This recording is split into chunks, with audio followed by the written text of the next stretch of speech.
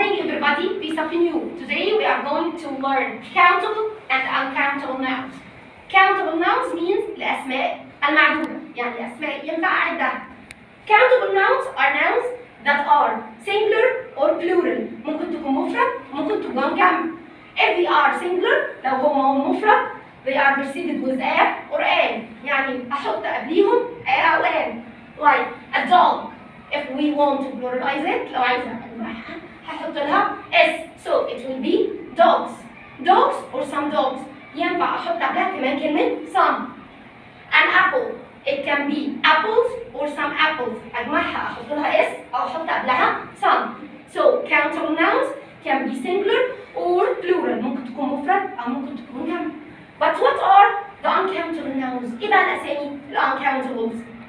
They are always singular. على طول بيبقوا مفرد. We can't put a or an in front of them. يعني ما ينفعش إن أنا أحط قدامهم a أو an. Like water. We can say ما ينفعش أقول a water. We say some water, some milk, some cheese, some butter, some oil, some coffee, some information. What's the meaning of information? Information means معلومات. In Arabic it means معلومات, but in English it's a singular noun. هي في الإنجليش كلمة مفرد. So use some in front of it. Some news, some advice, some bread.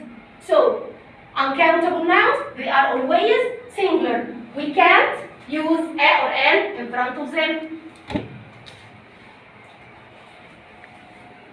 The next step, ثاني حاجة عندنا some and any. We use some in positive or affirmative sentence. بستخدم some في الجملة المثبتة. I have some water. There are some pens with me. We said before, احنا قلنا قبل كده. We use some with countable and uncountable nouns. استخدم some مع الأسامي اللي بتتعد والأسامي اللي ما بتتعدش. How can we differentiate between them؟ هفرق ازاي إن دي countable or uncountable from the S. Here I say I have some water. Water. It doesn't have S, so it's uncountable. ما فيهاش S. فدي كده تبقى uncountable. There are some pens with me. Are. So it's countable. دي بتتعد. يبقى some. We use it in affirmative or positive sentence. بستخدمها في الجملة المثبتة.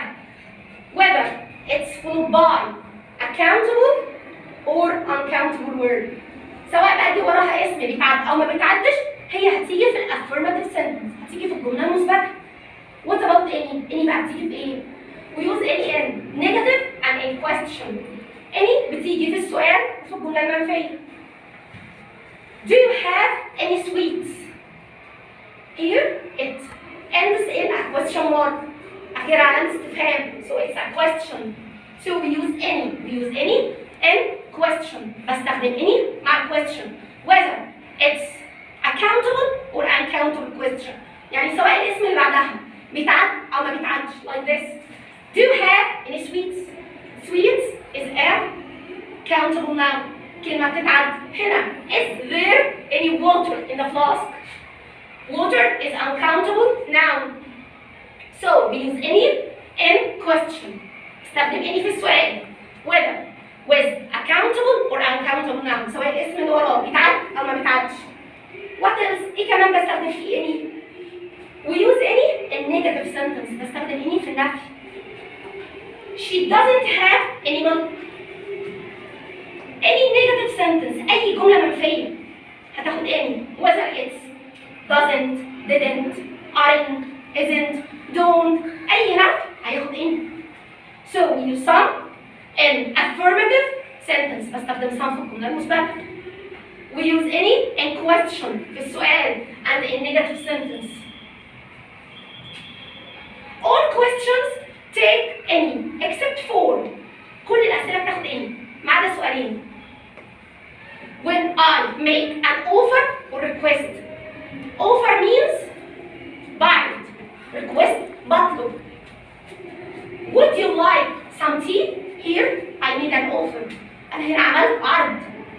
So if I offer something, I say, would you like some? Request أنا بقى بطلب منه حاجة.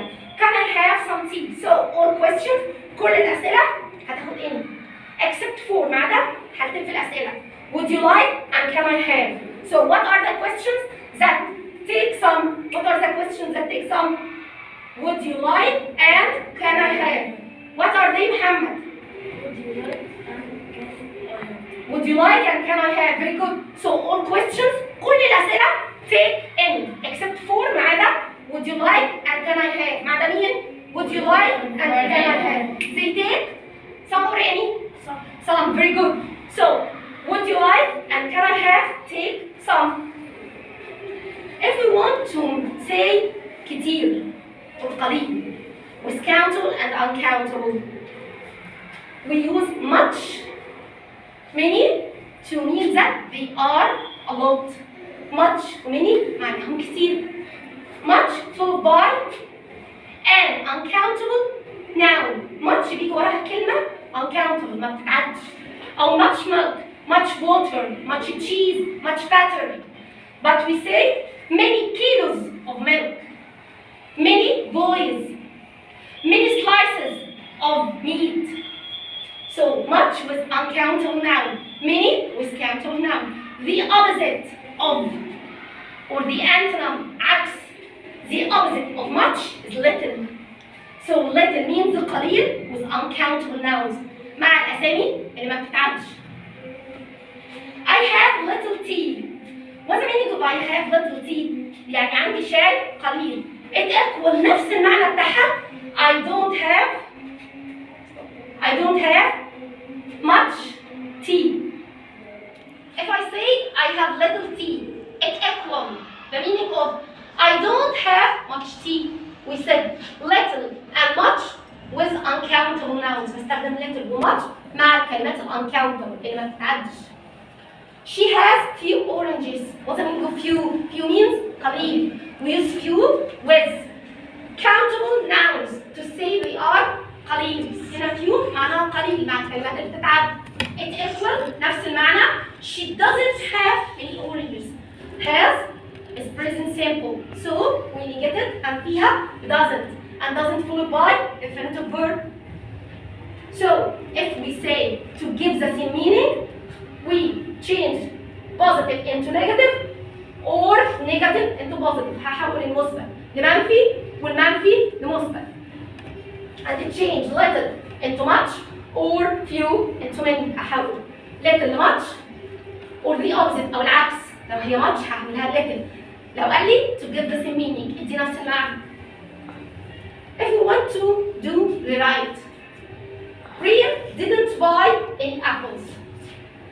Here the sentence is negative because of didn't. الجملة دي منفية عشان عندي كلمة didn't. We want to use some. Some comes in the positive sentence. بستخدم some في الجملة المثبتة. So we wanted to make it positive. أنا عايزة أخلي الجملة دي positive. Didn't is past simple. So we wanted to make it positive past simple. So she bought because buy the past of it is bought.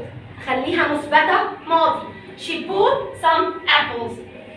Some comes in the positive sentence. أنا كده خليت الجملة مثبتة عشان some بتيجي في الجملة المثبتة. Number 2. The carpenter makes some chairs and tables. Any. We can't say ما ينفعش أقول the carpenter makes any chairs and tables. Wrong. Any comes in the negative sentence. Any دي تيجي في جملة منفية. So we want to negate it. لازم أنفيها. Makes present simple. So we negate it with doesn't. We can say the carpenter or he. Or the carpenter or he. He doesn't make any chairs or tables. Mrs. هنا عندنا and come in the positive sentence. And دي الجملة مثبتة. We negate it. احنا نفينا الجملة فما ينفعش أقول he doesn't make any chairs and tables. We use or instead of and. هستخدم or مكان and because it's negative عشان أصلا الجملة منفية. Number 3. He wants some bread. We want to use a. We said before we can't use a or an in front of uncountable nouns. قلنا ما ينفعش إن أنا أحط a أو an قدام الكلمة uncountable. So we will put a part of it. هحط قدامها جزء. He wants some bread.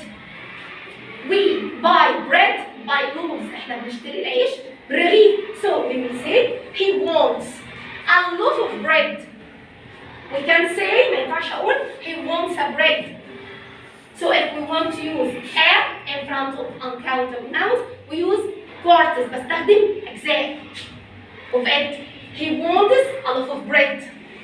She wants some cheese too. We can say ما ينفعش أقول she wants 2 cheese because cheese is uncountable.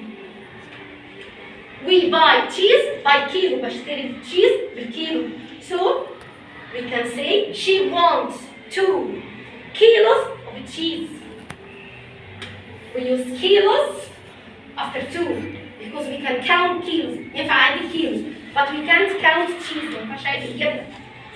So if we want to use a or to pluralize uncountable nouns, لو أنا عايزة أجمع الكلمات اللي ما بتتعدش, we use a part in front of it. هستخدم جزء قدامها.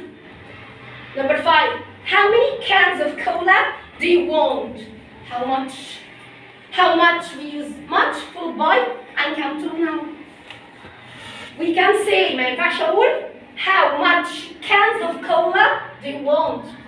How much followed by uncountable noun. What is uncountable noun? فين الكلمة uncountable اللي ما بتتعدش? It's cola.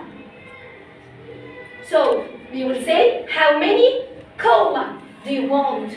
We will delete cans of because cans of is a part of it. هشيل الجزء اللي معناها منها جزء. So how much cola do you want? But how many cans of cola? How much milk do you want? How many kilos of or buckets of milk do you want? Following? مفهوم الجزء ده؟ Dad gave me some advice. What's the meaning of advice? Advice means نصيحة. We can say Dad gave me an advice or an advice because advice is uncountable. And we said we can't use a or an in front of uncountable nouns. ما ينفعش استخدم a أو an مع كلمات ما بتتعدش. So we will use a part. Dad gave me a piece of advice. يعني اداني جزء من النصيحة. So Dad gave me a piece of advice. There isn't enough sugar in my tea. What's the meaning of isn't enough? يعني غير كافي. What's the meaning of little? قليل. So to give the same meaning, we will say there is little sugar in my tea. Why we don't say in English there isn't little sugar in my tea? We want to give the same meaning. أنا عايزة أدي نفس المعنى. Isn't enough means غير كافي. Isn't little يعني غير قليل. So it equal much.